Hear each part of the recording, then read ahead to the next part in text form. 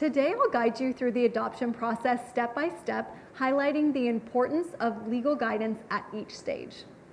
The adoption process typically starts with deciding on the type of adoption, whether it's domestic, international, or foster care adoption. The next steps include completing a home study, submitting an application for certification with the court, and waiting for a match with a child. Each of these steps has specific legal requirements that must be met. Throughout the process, there can be various legal challenges, such as ensuring all paperwork is correctly filed, meeting state-specific requirements, and handling any issues related to the birth parent's rights.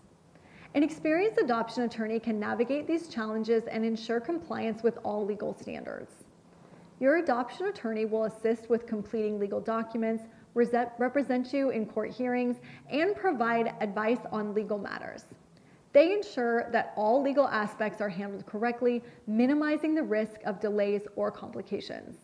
The support is crucial for a smooth adoption journey.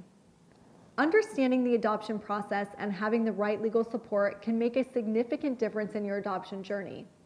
If you're considering adoption, contact our office for expert legal guidance every step of the way.